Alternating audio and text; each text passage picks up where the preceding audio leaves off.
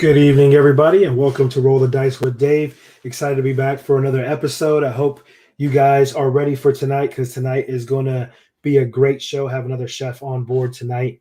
But all of you out there on Facebook, thank you so much for tuning in. Please go ahead and hit that like button, and please go ahead and share this video with as many people as you can because a lot of people are going to want to get in on this. If you're checking me out on YouTube, thank you so much for tuning in. Don't forget to share that video with everybody you know. Everybody's going to want to tune in tonight because we have a great guest tonight. Also, if you're interested in being a guest on the show, or if you have a topic of discussion that you think a lot of people would want to hear about, please don't hesitate to reach out to me at rollthedicewithdave@gmail.com. Would love to hear what you have to say as far as a topic. Would love to check it out and get involved in this discussion with you. Thank you to everybody who has been supporting and helping like my pages and also sharing the videos. We really do appreciate that. Thank you so much for all of your support. So tonight we're about to get into this with a great guest. I'm going to go ahead and bring him into the studio right now. What is going on, my man? How are you doing, Louis? Good to see you tonight. Everything going good? Great to see you, Dave. Everything's fantastic. So before we get into some deep aspects tied into the show, do you mind just introducing yourself to everybody and telling us a little bit about yourself? Absolutely. Thank you. So my name is Chef Luis Rivera Jr. I am the owner of Big Chance Foods, which is an entity that is kind of multifaceted. We produce uh, we produce specialty foods under the brand Father and Son's Kitchen, and we also offer in-home dining, which is something that we've been trying to promote lately. So a little bit about me: I'm New York born. I'm what most people will call a New York Rican. Yeah, Right? baby, that's what's up. Puerto Ricans in the house. My heritage is Puerto Rican, and my business is Bronx based. We really promote that, being that the Bronx historically has had sort of like a bad rap recently. So we kind of try to really promote the fact that our business is Bronx based. And I'm a classically trained chef. I'm an alumnus of the Hospitality and Culinary Arts program at Monroe College, which is now known as the Culinary Institute of New York. I graduated in 2014, and I've been bouncing around like the New York culinary scene for the better part of the past 7 years. Um, and now what I do is I sell barbecue sauce. Barbecue is my passion. Uh, the Boricuas call it barbacoa. Go on, baby, that's right. Here's another little tidbit. So just in case a lot of you don't know, I don't think we are of blood relation, but you never know. Both of us with the last name Rivera and being Puerto Rican and from New York. Louis and I have known each other for over 30 years. We went to the same high school in New York. We're both Manhattan Center for Science and Mathematics Rams. Graduating class of 1991. So if somebody had told me 30 years ago that you and I would be sitting here today talking about your growing business, I probably wouldn't have believed them, right? All we cared about was we're graduating from high school. We wanted to be baseball players. That was our entire life at the time. So thank you so much. That's still my aspiration. Bartolo Colon, it's still possible, right? The dude's like what, 80 years old, still playing ball. So I do have a question for you, and just to give people a chance to get to know you a little bit more, kind of who you are. Do you consider yourself the kind of person that loves to go around and high five everybody, or do you prefer just striking up good conversation with strangers? I want to go with striking up good conversation with strangers. And this is why. Ever since I started my small business, I realized that salesmanship is like the underrated part of like being a small business. And that means having the courage to approach strangers, tell them what you're about, and being prepared for, potential rejection. So, I'm that guy that's going to approach you in the elevator and be like, hey, what are you up to? Do you like barbecue sauce? How do you feel about special foods? What's your take on the current state of restaurants, like with the COVID pandemic and everything? So I do start those random conversations. That's awesome. And I will say you were that guy in high school too. Very outgoing personality. I don't think I ever ran into anybody that was like, "Oh man, I don't like Lewis, man. He's not a good guy." I think everybody I knew said you were a good guy, and I'm pretty sure if I ask people today, they may have a different opinion of you because you're a chef now, and you know how sometimes people are when it comes to chefs. Chefs don't play around, so throw that out there. Here's another thing: being a New Yorker, we're all about our pizza. Um, Best pizza place in New York, according to you, Lewis. Woo! That's a Put you real on the tough one. spot, bro. Yeah. Yeah, you really have. So I'm gonna have to go with my the second brother in the family. So there's a place on Westchester Avenue in the Bronx called Yankee Pizza, and it's been there for like I don't even want to know how long because it was there like 30 years ago. So it's got to be over 40 years. Um, so I want to go with Yankee Pizza. Yankee Pizza is the spot, man. I love it. I love it. Thank you so much for that And insight. So that's coming from a Mets fan. I know, right? So that because you got to be one of the biggest Met fans I know. See, I've fallen out, and I am so disgruntled about New York baseball in general. I hate New York baseball. Now, for me, the only baseball I care about is watching my sons play high school baseball. Right there, those are the two athletes that I follow the most. But Yeah, you actually, can't go with the wrong with Mets, that. yeah, the Mets have a new owner, so there might be some changes in the horizon. They're already looking like they're making some deals, so maybe they'll get you a chance for you and your sons to go watch the Mets play in the World Series sometime soon. So I want to move into talking a little about your culinary career, right? So when did you know you were going to head down the culinary career path? Ah, that's whoo. So we're going back to like 2010. So around the time between like 2008 to like 2009, going into 2010, I went into a little bit of a rough patch in my life. I needed, some guidance. So I joined a couple of groups for, to get that guidance. I needed to get my life back on track. And there was a friend that I had who was a chef at a nursing home. And one day we were talking, we were sitting on a bench in a park up here in the Bronx talking. And he said, I'm kind of getting tired of hearing you complain about your job and all you talk about is food. Like, why don't you go to culinary school? And I said, well, his name was Eddie. I said, well, Eddie, I don't know about you, but I don't have like 50, 60 grand just like sitting in my closet, like to go to like CIA to like start this venture. And then he said, well, you want to know what? You might want to look a little closer to home. So that's when he recommended Monroe College. Um, and I knew Monroe College as a business institute. I'm a long time like Bronx resident, and I had no idea that they had a culinary program. So he told me they had a culinary program, and that it would be about a little bit less than half the cost of trying to go to like the CIA or one of the more well-known culinary schools. And just to let So everybody I know, dug around and I did my research. CIA is the Culinary Institute of America, just in case some people aren't sure exactly what it is. They're like, man, this guy was going to go into the CIA. Us foodies, we know CIA. Oh yeah, yeah, yeah. So, Sorry about that. Yeah, I didn't yeah. know that acronym might confuse some people. So I didn't mean to So interrupt, but I just wanted to make sure people knew what was going on. no, no, no, no, no. It's cool. So and now, I wasn't one of those who went into college like right after high school. I went straight into the workforce after high school, and had a number of odd jobs. And so the prospect of applying to college, like 19 years after graduating high school, that was like a little intimidating for me. But nonetheless, I went in, I placed and I wrote my essay. Why do you think we should accept you and all of that?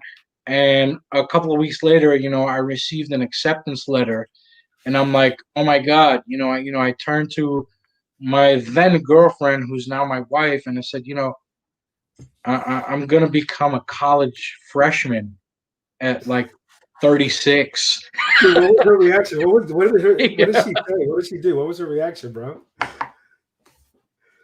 There was a lot of pride, because when you make a move like that at that kind of an age, you know, people tend to kind of give you the respect for the courage, but and all that was well and good, but I was like, I still got to pass the classes, I still have to pay, I still have to pay, I still have to pass the classes. Um, but honestly, it was the best move I ever made in my entire life. Like, I had finally realized my calling. That's awesome. That's awesome. Now, correct me if I'm wrong, but I think I read in one of your online posts, one of your jobs was working, was it inventory control for Tiffany's Yes, before sir. you get? Oh man. Yes, sir. So can you just tell us a little bit about that gig? And I know this isn't part of the culinary arts career, but when I read that, I was like, oh man, I didn't know that that's what he did right after high school. No, no, no. It's great. I did that. I started that in like 2007, 2008. Um, it's funny because that job was the catalyst for me applying to school. Um, so I mentioned before about unapologetic. Yeah, unapologetic, baby. That's what's up. Unapologetic. So, I'm a staunch opponent of the corporate America structure and the behavior, that we're all expected to uphold, when we get these jobs, right? So Tiffany was one of those places where, I can't complain. It was a great place to work. They had great benefits. It was a good salary. Um, but there was a lot of my inner self that I had to kind of keep repressed, while working for a place like that. And I lasted there for 5 years Oh wow. before things started to kind of like boil over.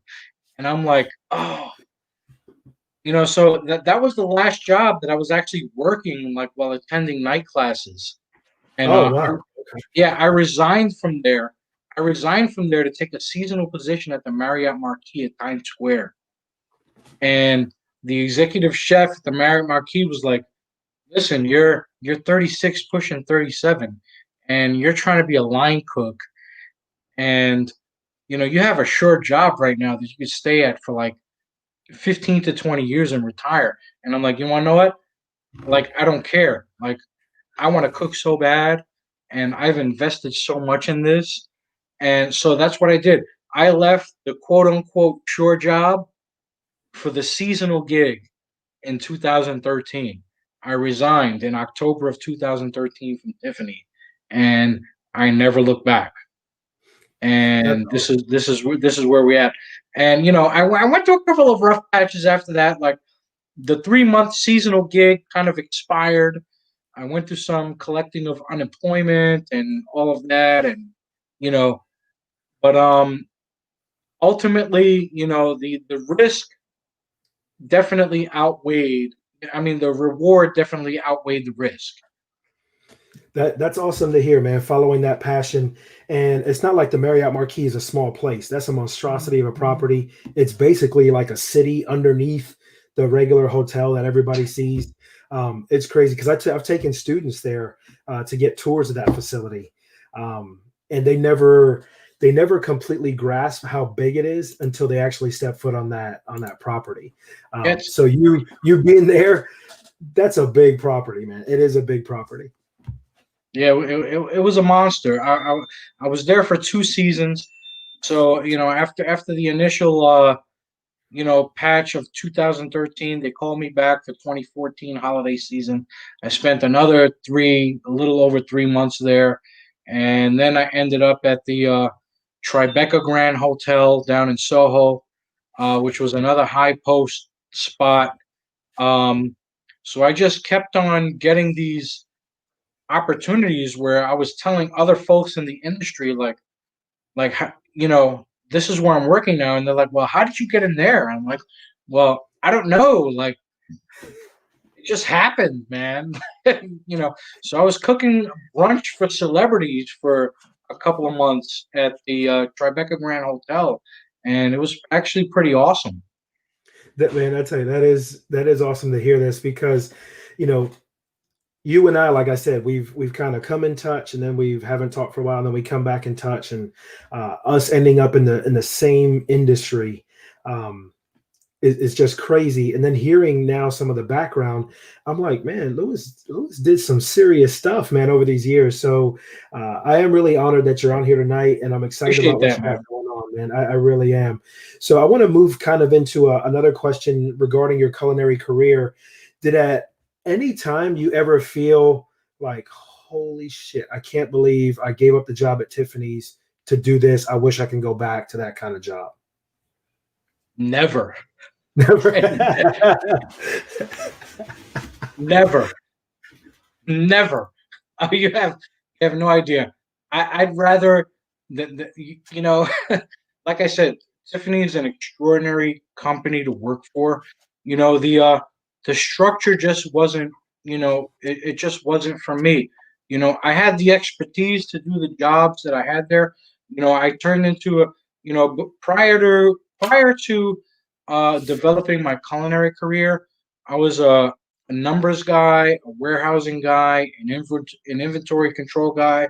I've had jobs with warehouse management, accounts payable, so I was basically in that kind of a realm where, Excel spreadsheets and shipping and the bottom line. And, it was very easy for me to perform those things because math is one of my strong suits. Um, but the one thing that I can say is that there was never any personal satisfaction. Growing up, they didn't teach us to really go for what you enjoy doing. Our parents came from the school of thought where, actually don't work with your hands, which is everything anti-culinary, right? Yeah, I know. Um, Culinary, you work with your hands. So work with your brain. You know, but the focus was never find what you love doing. Which is what I'm really trying to translate into my son now. Like, no one ever told me find something that you enjoy doing and try to turn it into money. And that's a big, big focus of, like my mission right now. There's no right or wrong way to do things. You Mhm. know, if you want to be a plumber, if you want to be a construction worker, nobody ever told me find what you enjoy doing. Everything was like, do computers, do math, do science, become a doctor. Like do all these things, and the focus was never what do you like. Yeah, well, think about the high school we went to, right? So we went to a math and science high school, and everything we did revolved around that. Because when I looked at a lot of what the people that we went to high school with, what they're doing, a lot of them are doctors, a lot of them are engineers, accountants. I mean, look at my brother. My brother's a CEO, right? So you have all these things, and then what do? I shift into the hospitality industry. What have you done? We shifted into the hospitality industry. I do have a question. Actually, we had a question, but I'm not sure what the question is asking. So my mom, daughter, Rivera, is asking you a question. She says, "Who's your shadow just now?" I'm not exactly sure what she means by that. So if you can clarify that question, Mom, that would be awesome. I want to move into the next little tidbit or a little piece um, Mm-hmm. Hey, from Mage, that come here. aspect. So one question I want to have ask you, because so many people are into comfort foods right now. Ah, What is your favorite comfort food? Like when you're sitting there and you're like, I just want to eat something to feel better. What is your go-to food? so my go-to actually is meatloaf and meatballs. Really, meatloaf and meatballs. Okay. And the reason why I say both is because whenever I make meatloaf, I also make meatballs because the recipes are very similar. So what I do is I take like a 6 pound brick of beef and all the seasonings and everything, and then I cut my meatballs with ground pork, So then I have the ground pork on the side. So both the meatballs and the meatloaf get the ground pork. The only difference is that the meatloaf itself does not get any Parmigiano Reggiano. So the Parmigiano Reggiano goes only into the meatball mix. So I kind of like mix everything together in the bowl. And then when I'm getting ready to separate how many meatballs I want to make, I kind of put that to the side. That's the batch that gets the cheese squeezed into it. And then, the other batch for the meatloaf. But yeah, I'm a big meatloaf and meatball fan. Like That's Swedish great. meatballs, glazed meatloaf. Um, yeah, that's me. Dude, I just ate and my mouth is watering just thinking about that. Once all this is all done, man, we need to get together. And I know you probably get this from a lot of people, but I would love to just sample the Luis Rivera everything, man. So we'll have to, Oh, I we come appreciate down and that, visit. man. Oh man, That's we'd have to. I know my family would absolutely love it, just from watching your videos and things like that. So I do have. This is one of those random questions. Do you consider yourself more of a peanut butter and jelly type guy, or more of a grilled cheese type guy? ooh, that's whoo. Do I have to choose only one? You pick like the pinnacle of like comfort snacks, on both spectrums. Um, but if I have to, if I have to choose, honestly, I'm gonna go PBJ. Word. Oh man. I like that because I'm a PB and J kind of guy, and I mix it up with different breads. Right, that's my thing. Putting it on different types of breads. But I love the PB and J, man. That's the go-to. So I love that. Hey, can Oh yeah, definitely. What's yeah, up, can bro? I introduce you to my son? He's been Oh dying man, to I'd talk love to it. you, Yeah, man. I didn't know if he was gonna jump on or not, man. Because I Yeah, was yeah, gonna yeah, ask. man. Hi. Hey, this is Hey, this what's is up? What's Mason. up? This is Mason Rivera. He's the second half of the other face of the brand, Father and Son's Kitchen and Barbecue. So this all started when he was about 3. Obviously he's not 3 anymore. Yeah. Be a How little old are you, concerning if I Mason? How old was. is Mason now? You can speak for yourself. What? Yeah, how old are How you, old are Mason? you? Oh, I'm 13. Man, 13, man, you look big, dude, to be 13 years old. I thought you were going to say 15, 16. And so I tell you what, it's great to see you, Mason. You're doing great things. I'm looking forward to seeing you on the cover of some magazine as like the hottest business for 30 years and under. I think you're gonna kill it. My mom just said, "Hey, your shadow is so handsome." She saw somebody in the background. So hey, you got the looks. You're gonna have the money. You're gonna have the world at your So we got fingertips, the brother. answer to the shadow question, I guess. Yeah, we did. We did. Mason, do you mind if I ask you another question real quick? Oh, why not? All right, man. Thank you for joining us. So, are you a PB and J or a grilled cheese kind of guy, my friend? Grilled cheese. I don't really like peanut butter. Oh, word. Okay, so you're the grilled cheese guy. Do you mix it up with different kinds of cheeses? Um, Not really. I just like a nice mozzarella grilled cheese. A mozzarella grilled cheese. All right, man. So when you guys come to visit and stay with us in St. Augustine, Florida, I'm gonna have to try one of these amazing. I know you're gonna be my guest, but I'm asking you to hook me up with some food because you guys are killing it with the sauce, right? You guys are killing it with the sauce, and I know you're gonna be killing it with everything else. Is Mason gonna be joining us for the rest of the evening, or are you just in for a little bit, Mason? You gonna join us? No, he probably wants to go back to the video games He and got just the chill Xbox, out. the PlayStation. No, it's all good, man. Mason, I tell you what, man. Anytime you want to hop on the show, feel free to kind of pop on in, man. Good seeing you tonight, my brother. All right, you too, and we'll do. Hey, thanks for that, Oh, man. no, I'm glad he came out, man, because I was going to ask if he was going to join us because there is no Father and Son's Kitchen without the son, right? And to hear you say that he You was have 3 no years old idea. when he got mixed in with everything at 3 years old. I think that's a testament, which I wanted to make sure I made note of. It's a testament to you as a father that at 3 years old that you were able to start that relationship with your son in a different way, and you've maintained it all these years. And at 13, he still wants to do stuff with you because Sometimes at 13, kids think they're too cool for their parents and they start to drift away. I think that's a testament to you, man. And I'm really glad to see that. I'm excited to hear that. I appreciate that, man. Yeah, you don't get it twisted, man. Sometimes he needs a little additional encouragement.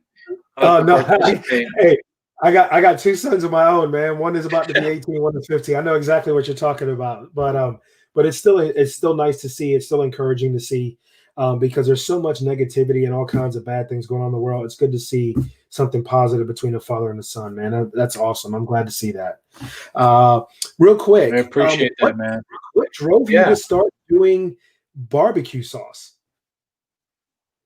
Oh, so you'll be happy to know that it actually happened at Citi Field. No way. So you were at a Mets game? I was at a Mets game in like 2009, and I walked over to the food pavilion and I went over to Blue Smoke, and I had no idea at that time, what barbecue was, or I just knew that I knew how to cook, and my approach at that time was any kind of takeout that I'm gonna have, I'm gonna come home and duplicate it, right? So that was kind of like my game. Like anything that happens in takeout, I could bring it home and I can do it better. So talk about high aspirations and maybe a little bit of a bravado in there. So I had a pulled pork sandwich at Blue Smoke at Citi Field, and I had no idea at that time what pulled pork was. My idea of barbecue was, you go to somebody's backyard, you have a couple of hamburgers and a couple of burnt pieces of chicken and some Kraft barbecue sauce, and the Kraft barbecue sauce, dude. Yeah, and like that's like barbecue, right? And I bit into this freaking $10 sandwich, and I said, "Oh my God! Like what is this? Like I have to go home and try to make this. Like what? I had no idea. Like I had no idea that meats were smoked. I had no idea about indirect, cooking. I learned a little bit about indirect. Remember, this is before culinary school, right? I didn't go to culinary school till like 2010. So this was like 2008, 2009. And I'm like, and they're like, yeah, the meat is smoked. And I'm like, what the hell are you talking about? Because I bit the sandwich and I got back online just to talk to the people behind the register. Some of them had no idea what I was talking about. And they all looked at me like I was crazy, right? And I'm like, I need to find out how the hell this sandwich is made. This is incredible. Like, I didn't even care who was winning at that point. Like, I don't even think I went back to my seat, right? And so I spent the better part of the next 2 or 3 years trying to duplicate that barbecue sauce that was on that sandwich. I said, okay, so nobody's gonna tell me anything, so I got to go by taste. And I'm like, all right, so there's definitely tomato, there's definitely this, and I heard barbecue sauce was made out of ketchup, and that there was brown sugar, and and I just started for the next 3 years, like putting all kinds of concoctions together, to try to duplicate that sauce. I was never successful. What I ended up with, arguably, is what I tell people is something so much better, because I never would have imagined that level of inspiration would have driven me to, what we have right now. I didn't know at that time, I just wanted to duplicate it to be able to say, I figured out how you make your sauce and I can do it better than you. That was my goal at that time. And so here we are, and not only that, it's not even, the sauce the sauce that Blue Smoke serves on their pulled pork sandwich is actually a Memphis sauce. And what I sell in the sweet and tangy is actually a Western North Carolina sauce. So that's where we kind of ended up. Well, it's cool you mentioned that, because I think that was when I left New York right after high school and going to the University of South Carolina. Then I ended up out in Texas, and then I came back to North Carolina. So I was in North Carolina, South Carolina, and now everywhere we go, we always try to find a place and try their barbecue and compare.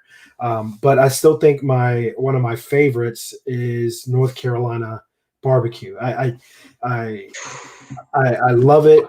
Always, whenever I go home, gotta get it. I love it. So you have somebody say Memphis is best. Just saying, and it's one of those things. Each one is really good in their own special, unique way. Uh, but there's always the argument who is the best, right? So Right. this is a great story to hear that. I remember when I first got to South Carolina, people were talking about a pig picking, and I didn't know what it was. They just think a Ah, big old pig, so right? that's where they So bring out the whole pig. the whole pig, right? Yeah. So all of these things that you're talking about, saying, "Hey, I didn't know what a pulled pork sandwich was." A lot of our journeys parallel each other. So this is what I wanted to now segue into the next little bit is a little taste of the business. So I want to talk to you a little bit about your business. So that talked a little about, hey, here's the barbecue sauce. What inspired you? And you touched on it a little bit already, but what made you say, you know what? To hell with this. I'm going to take a chance and I'm going to open my own business and sell barbecue sauce. It's funny, because the barbecue sauce actually came about initially in 2013 when I won a competition in college back at the Culinary Institute of New York at Monroe College. They had something called the Specialty Foods Challenge, and it was like, Lou, you got to do this. You're always talking about sauce, and you know, you got to do this. And I'm like, now picture this, right? So this is a bunch of 19, 20-year olds telling like a 30 something year old, like, you got to enter this competition. And I'm like, nah, I can't, I can't imagine it. So that's how the actual recipe uh kind of got its claim to fame. I entered that competition ultimately and ended up winning first place. And so I went from being the adult learner on campus, who only went to school at night, you know, to like everybody in the culinary program knew who I was because I became named like the first place winner of this internal school competition. And the school funded the production of my sauce for 2 semesters, Oh, and wow. we sold it at the farmers market at New Rochelle. Um, but to answer your question, fast forward like all these years later, so I was the executive chef and dining services coordinator at a property for Sunrise Senior Living. I don't know if you're familiar with Sunrise Senior Living. There's a few down in Florida. So it's an assisted living Mhm. company based in the United States, and unfortunately, almost 2 years ago, I became injured on the job, and I ended up having to leave that position. And while I was being treated, I was looking through some USB drives, uh, completely for something unrelated, and I stumbled across the cost sheets for my initial sauce project. When I was back in college, and I said, you know what, like I'm unemployed right now. Like before it was like I don't have time because I have to get into the industry and get my experience. So once the school funding went away for producing the sauce for the farmers markets, um, my focus was getting experience Mhm. and getting my feet wet. So that project kind of like took a back burner. And once I went to the USB drives, I said, well, you know what? I'm going to be like out of commission for at least a couple of months. So I started doing the research. So I reached out to the New York State Department of Agriculture. I started the licensing process. Um, I started. I reached out to Cornell University. I sent them, all my schedule processes for, prepared foods, and I started doing my research on, you know, commercial canning versus home canning. Should I get a professional license versus a cottage food license? And I ended up opting for the professional license because it it gave me more, more power to produce what I wanted to produce. So almost a little over a year ago, I ended up sending my first sample to Cornell University. I brewed a batch of barbecue sauce on my stove at home. I hermetically sealed it, like in the bottles, and I sent it off. And I said, if they tell me that this is safe for the public to consume, I'm going to continue to pursue this. And after all that waiting, I got the green light, and it was like, oh my God, I'm really doing this. I'm really becoming like a licensed food processor. So I went through all those stages, and it took a good couple of months. I started like in the summer of 2019. I started in the summer of 2019. I didn't get my processing license in New York State until November of 2019. That's when I realized, this is what being an entrepreneur is all about. Like, everybody thinks it's easy, but it's not, and half the battle doesn't even cost you any money. It's like waiting for results and putting things in the mail and, stuff like that. Which ties me to the next question I have for you. Out of all the stuff you just talked about, what would you consider your biggest challenge in starting this business was?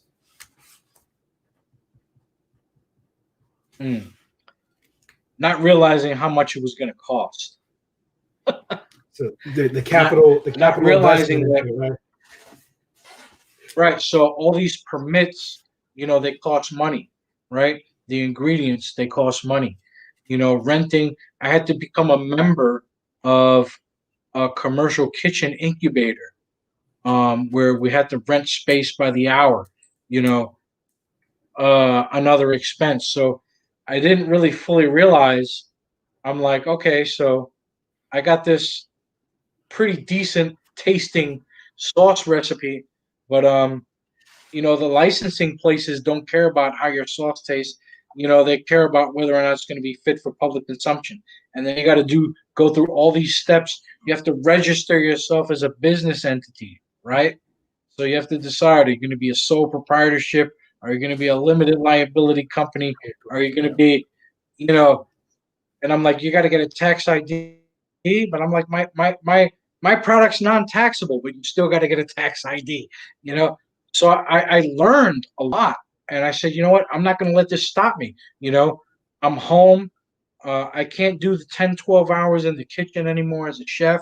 So I tried to pivot and find a way where I could put my food service knowledge and food safety knowledge and recipe knowledge to use in a way where it didn't really require me to actually do like the physical work anymore. And yeah, trust me, man, it was heartbreaking decision to have to make. Because if you ask me right now, I'll run in the trenches with your best line cooks and complain about the back pain later. That's just what we do, Yeah, I mean, you just suck it up. So I do have a question. I want to say what's up to my man Ahmed. It's good to see you. Thank you for tuning in. Everybody that's tuning in, you're going to want to stay tuned in, because in a little bit we're going to tell you guys how to be able to get these sauces. And trust me, you definitely want to eat these sauces. These things. Oh, I appreciate that, man. I tell you, man, they are so good. They are so good. So as we drift into the next little question I want to ask you before we start talking a little about your son's kind of involvement with the business, is right now compared to where you first started, do you consider yourself successful? I do. And I constantly have to kind of have to look back at my starting point. So people have different definitions of success. So let's cut straight to the chase. Like, is the business like sustaining the family at this point? Not yet. We've been in operation for like a little over a year. But what I look at is, like that comparative base. Like, when I first opened up my Instagram back in August of 2019, like I had 15 followers, right? And now I'm pushing 500 in a little over a year. I've gained, you know, what I consider to be, considerable respect within the barbecue community. And that's not easy to do from New York. All these guys are from like Missouri, Tennessee, they're from like the Bible Belt down like in Georgia, Arkansas. So, when I have folks, when I have other sauce makers or other barbecue cooks coming to follow my page, and I'm like, oh, where are you from? And it's like, oh yeah, I'm from Mississippi, or I'm from Tennessee, or I'm from like the hills of North Carolina. you know that's the part for me that's the reward, because who knew that a kid from the Bronx with an enthusiasm for barbecue, you know would be even in that mix. So, I give a lot of props and a lot of respect, um where it's due. So that's where I attribute my success to. I don't attribute it at this point to like the financial triumph of a company, because I mean, let's keep it real. For some perspective, so Sweet Baby Ray's, right? Yeah, you ever heard of Sweet Baby Ray's barbecue sauce? Yeah, man, we use it all the time on all kinds of stuff. Sweet Baby Ray's started in 1985 in Chicago. Right? In That's crazy. 1985. I mean, in Chicago, right? And you know what? We're going to be talking about, hey, man, have you guys tried that Father and Son's barbecue? Can you believe it started in the Bronx in 20, right? I'm telling you, Louis, That, I that, see that, it. that, I see it. That's what I'm saying. That's what I'm saying. In 1985, people were still buying Kraft or like Beefsteak Charlie's or, like that's what it was in 1985. And in 1985, the people who founded Sweet Baby Ray's, they were still like peddling their sauce like out of the back of their trunk, and they were still doing like neighborhood cookouts. So I look at those kind of success stories and I say, you know what? I'm a year and some change in, and I'm getting the response that I'm getting now. And if I keep pushing, you know, hopefully I could be the next Sweet Baby Ray's, or something of that magnitude, So I'm just keeping with it, I'm just keeping with it. I haven't received any negative feedback yet, in a year, so I'm thinking no news is good news. No, and I left this comment up because I think this is a testament to your product.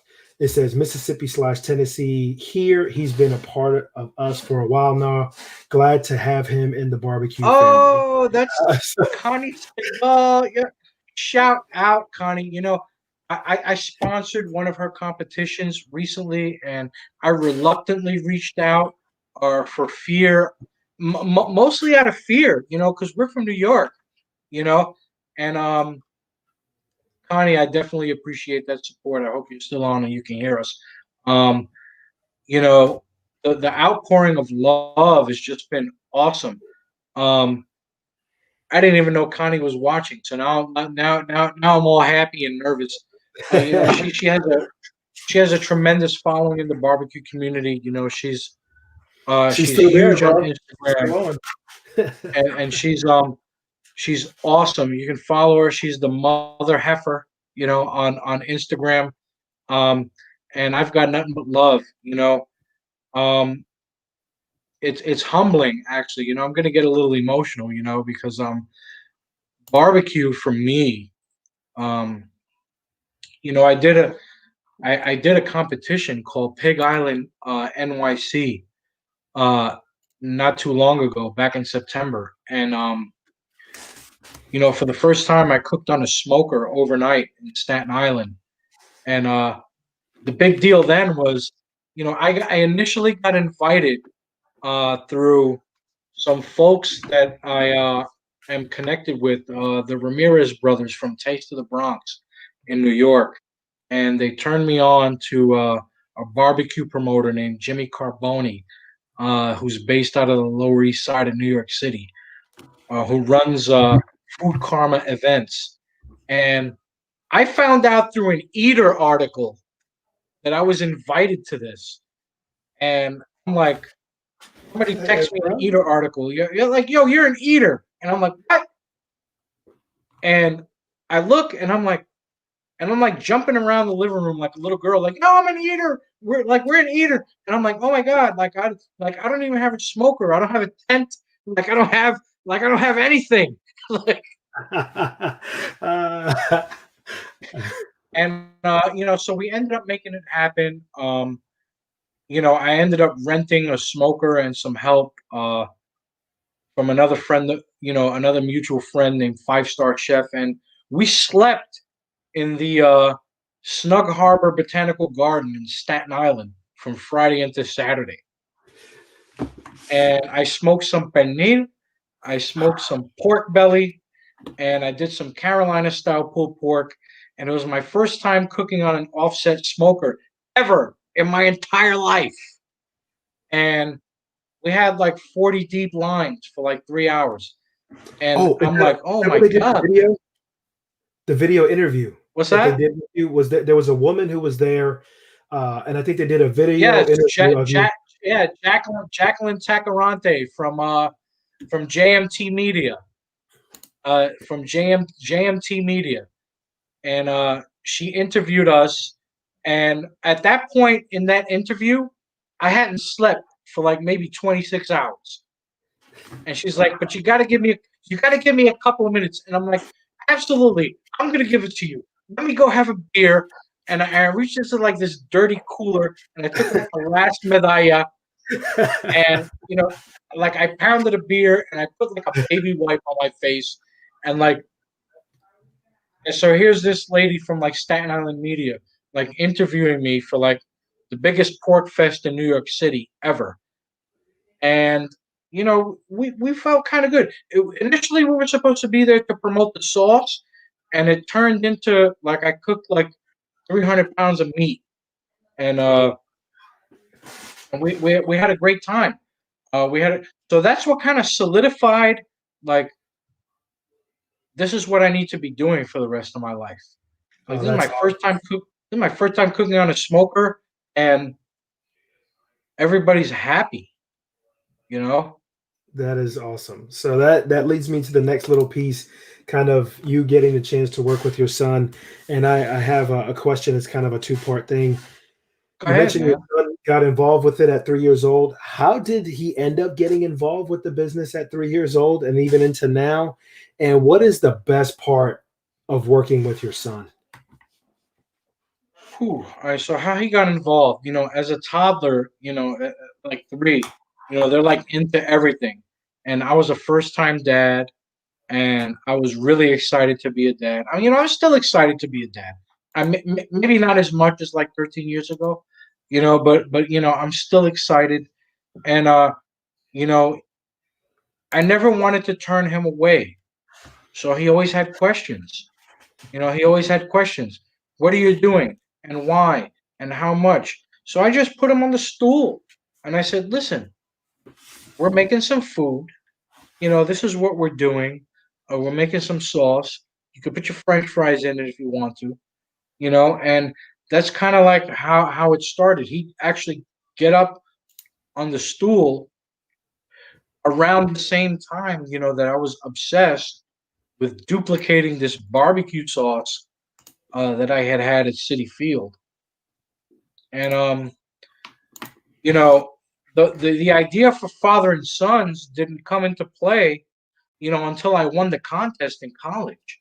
And I said, well, yeah. So they said you have to have a name for your product, and I'm like, excuse me. I'm like, shit. That's all good, baby. like, what do I do? And I'm like, well, let's just be true to the game. Like, this is Father and Son's barbecue sauce.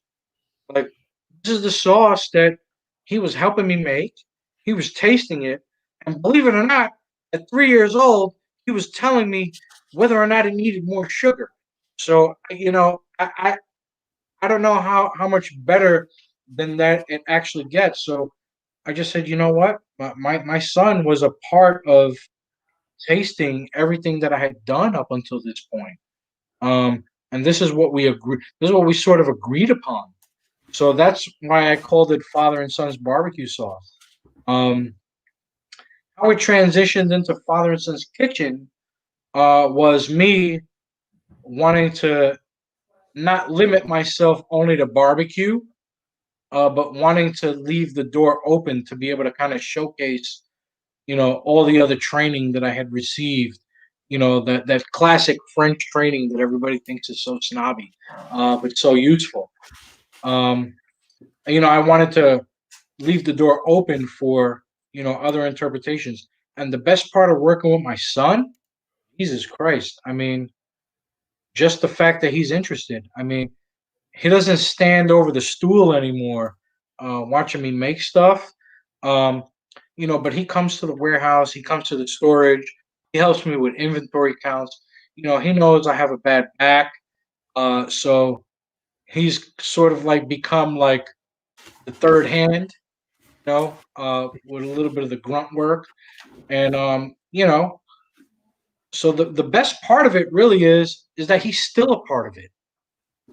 That's the best part of it for me is that dads, I just want to throw this in there, and I hope this doesn't get you upset, but Oh no, definitely not. traditionally, you know, dads get a bad rap, for not wanting to be around, and the way I grew up, everything is like dads don't know how to cook, and I'm like, well, moms, I don't know, man, I might, you know, I might give you a run for your money. Um, but dads traditionally, unfortunately, in the United States, they get a bad rap at times for not being around, and I kind of wanted to quelling that myth was really really important to me. Like dads are just as important and just as involved, and just as comforting, and they're an important integral part of raising children. Not to take anything away from mothers. I believe in equality. But that let's call it what it is, man. Sometimes we get a bad rap. No, no, you are definitely right, man. But I tell you what, this is one of the things that just caught my eye and what was so inspiring, not just from the business side, but also the bond that everybody I think can definitely see between you and your son. I just think it's awesome, which is why I called this, the show tonight, the BBQ Beasts from the BX, man, because you guys are going to change the game, man. You definitely are with your trying to think your passion for what you're doing, and the love that you guys have for each other, and it does come off as a family affair, which I think says a lot about you guys. But I want to transition into talking about your products, because your products are just, bro, they're so damn good. They are really really good. So I appreciate it, man. so I wanted to transition into your products a little bit, and I'm gonna just put up a couple of things. I'm also going to transition and show your website. I'm also going to copy and paste your website link into the comments so people can check it out. But before we get into all that, can you just tell us a little bit about your products, and are there any plans to expand the product line brand?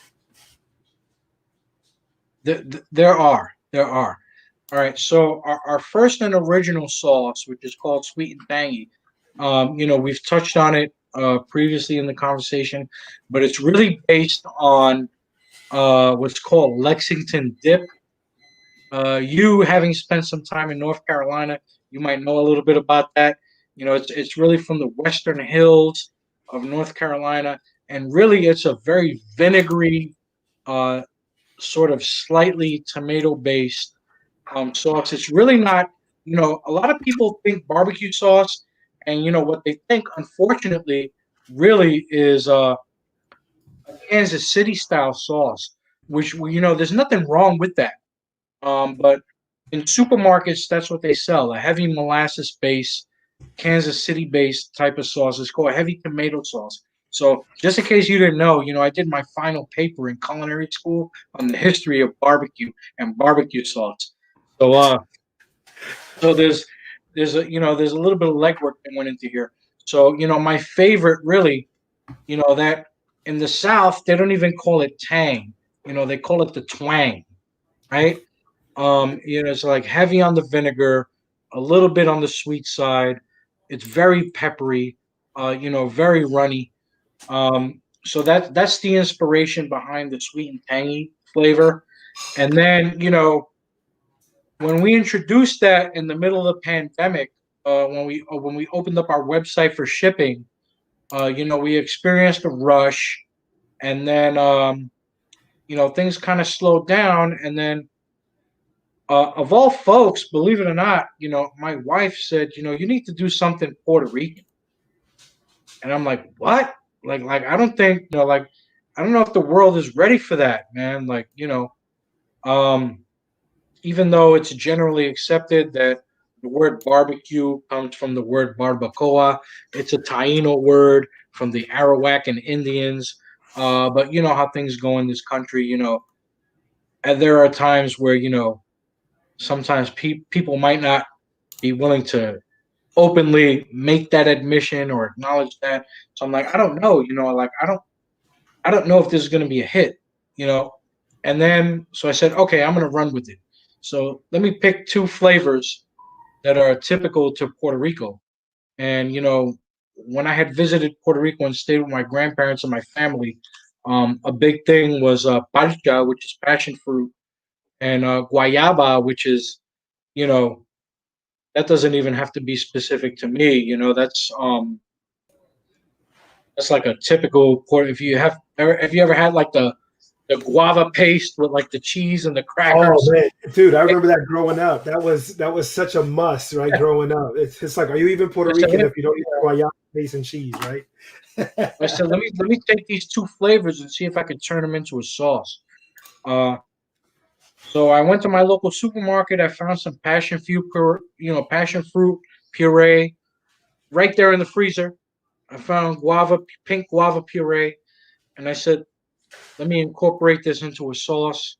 It took me about, I want to say, a month to a month and a half to kind of perfect the recipe. Um, and then I sent them off to Cornell. And then I was working with a great designer at the time, uh, Joely Saravia from Josara Design. And, I said, I have some new branding. I want to incorporate the Taino symbols. I want to make it kind of separate from the sweet and tangy, so that we can come up with like a separate line, and that's how I came up with Mi Gente Mi Tierra. And I came up with the little ribbon that would kind of supplement, our original logo to kind of separate the tropical flavors from like the typical down south flavors. Um, and we ran with it, and then the spicy guayaba actually ended up becoming a hit. We ended up earning honorable mention in the Sauce King NYC, which was like a major competition in New York City. And then we entered that sauce into an international competition called the Flavor Awards. And then we found out that we won first place for fruit-based barbecue sauce. And again, I was running around my living room like a little girl, like just like the first time, like when I was an eater. And I said, "Oh my God, we're onto something." Some judges who have absolutely no vested interest in our company whatsoever, awarded us with this distinction. And sometimes it brings me to tears because I had no idea, that we were onto something. But obviously, we're onto something. So we're gonna keep on pushing. Um, So those are the products. We have the Mi Gente Mi Tierra line, which is based in our Puerto Rican roots, trying to pay that homage to how barbecue got introduced into the South by way of the Caribbean, uh, through the pillaging of Columbus and the conquistadors. But that's a whole other segment. We do, we don't have to go in depth into that now. Um, but it's not to take anything away from what was born in the South. Um, as barbecue developed, because there's some tremendous flavors and some big time cooks and pit masters that are doing tremendous things, all throughout the country. And as a northerner and as a New Yorker, we're just kind of, as I stated before, we're just kind of humbled, you know, to even be slightly welcomed like into the fold, just a little bit.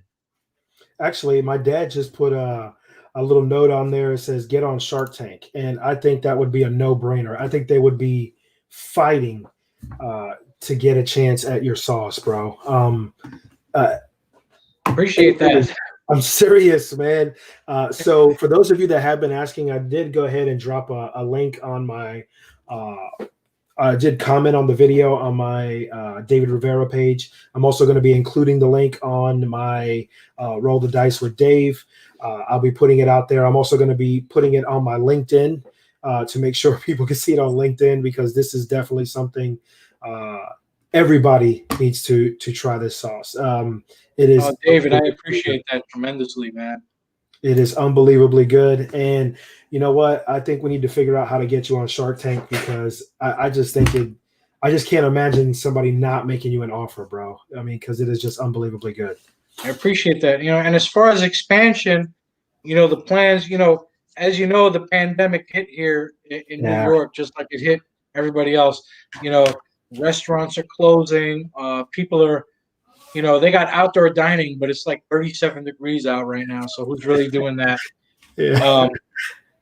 So, I mean, I say that facetiously, but I also say it with a heavy heart, because knowing the amount of work that it takes to put together even like a 40-seat restaurant, and to have to make that decision whether or not to stay open or to close, you know, it's really tough. And I've never been the fine dining proponent. All my chef instructors are probably going to kill me right now if they're watching. Because quite frankly, and quite personally, nothing against fine dining. It takes a tremendous amount of skill, a tremendous amount of dedication. It's just not my forte. I have a less pretentious approach to food, and to me, food needs to be simple and home based. And I was never one to get into like the squeeze bottles and the gels and the and all of that. But not that there's anything wrong with that. There's a place in this industry for everyone. I've done institutional cooking for the Department of Education in New York City, which is, that kind of cooking is sometimes frowned upon. Yeah.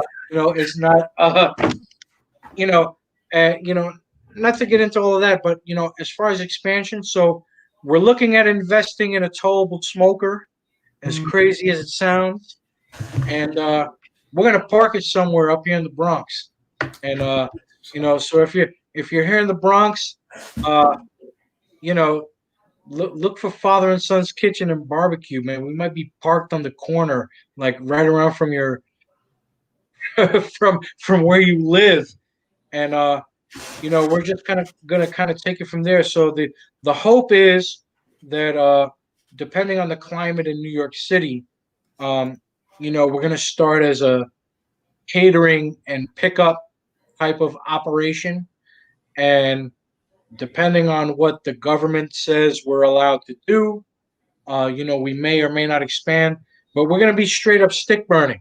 No gas assist. It's going to be like me sleeping in the back of my car, uh, throwing logs into the back of a smoker, and selling meat until it runs out. Sometimes we might have that Puerto Rican lechon. Sometimes we Oh, might have man. that brisket criollo. You know, um, so that's kind of like the plan. So it might be a little quiet from now until like March. So we're going to focus on the sauce, but the hopes for expansion is that we develop at least two new flavors of sauce hopefully by between March and May. One of those we dropped a subtle hint on previously, for all you chicken and waffle people. Um, so we got stuff coming, man. We got stuff coming. I tell you what, man, I'm like drooling over here. And we're going to look back on this. 2020, a lot of people are saying is going up in flames and there's ash everywhere. But from the ashes, a phoenix will rise. Dude, I have a feeling you're going to be that phoenix, bro. I appreciate that, Dave. Coming You have out. no idea, man.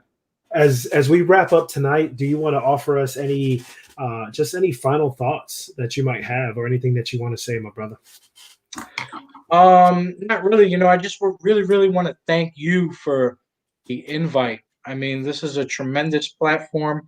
I like what you're doing with the semi-controversial topics that you bring up, and kind of like the approach that you have to interviewing. I've watched almost every single one of your segments. Thank you, man. So I really appreciate what you're doing. And to all of the United States out there, what I really want to say is, if you guys truly believe that small business is the backbone of America, um, you don't necessarily have to support my business per se. If barbecue isn't your thing, or if craft barbecue sauce is not your thing, I'm not saying this so that you can go out there and necessarily go ahead and buy my products specifically. But there are hundreds, thousands, if not hundreds of thousands, other small entrepreneurs out there who depend on the sale of their next bag of cookies, the sale of their next cupcakes, or depend on you to show up to their next pop up, safety permitting. So, not asking people to go out there and compromise themselves and go out to flea markets and festivals and things like that. But what I'm really trying to say is that, people like Heinz ketchup, they have enough money. You know, Pepsi's going to survive. Coca-Cola's going to survive. Um, Kellogg's cornflakes, they're going to survive. You know who may or may not survive? Like the two-bit farmer from Vermont who's making like specialty grains and specialty flour. Um, the cold press craft olive oil maker, who's bottling their own sauce. You know, if it's within your budget and within your means to do so, you know, albeit at a higher cost, please try and support your craft food maker, or your craft producer. Thank you so much for that. And I also want to add a little something. I was just reading an article today, and it talked about Gilda Radner, and it seems to sum up this year perfectly. She goes, "So many people want a perfect ending." And it just made me think of this year. This year has been anything but perfect, but people are still looking for that perfect ending. What you need to realize is that sometimes a poem does not rise.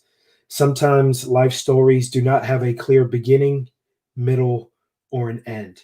And now, just sitting and talking with you today, your life story had anything but a very clear beginning, middle, and end. But I do know this, Louis, and I say this with all sincerity: your ending is going to be the story of legends. When we talk again 20 years from now, and we talk about the beginning of this, we're going to look back and be like, can you believe this all started in that small little space back in the Bronx? You are destined for great things, and I'm so glad that I get a chance to watch you do your thing. So I appreciate you coming on tonight. Thank you so much. Thank you, David, man. Thank you so much. So everybody, I hope you all have a good night. If anybody is interested, I did drop one link on my personal Facebook, David Rivera Jr., and it takes you right to Lewis's site. Yes, it does get shipped. Yes, you're going to want to get the 3-pack, and you're going to get one of each. I'm telling you, this is a must. You got to do it. You will not regret it. It makes great stocking stuffers for the Christmas holiday. Trust me, you're going to want to be a part of this because it is definitely amazing product. Again, everybody, I hope you have an amazing night. Thank you for tuning in, and I will see you next week where we are going to have a guest on. This is Dr. Rina Uja. She is from Flagler College, and we're going to be talking about some women empowerment issues next week. She is a brilliant professor at Flagler, and I'm really excited to have this conversation with her. So hopefully you can tune in. If anybody wants to reach out in any way, shape, or form, please feel free to reach out at any of my outlets, Facebook at Roll the Dice with Dave. Also, my personal page, Dave Rivera Jr. You can follow me on Twitter at Leon de Flagler. I'm also on Instagram, Rivera D _ the Flagler Prof. Would love to connect. Follow me and I follow you back. Hey, let's go ahead and be the change we want to see in this world. And again, everybody have a great night. Louis, I hope you and your family stay healthy, safe, and happy. And you guys have a wonderful holiday. Thank you, my brother. Feliz Navidad. Prospero año. Hey, I love it, man. Thank you so much, my brother.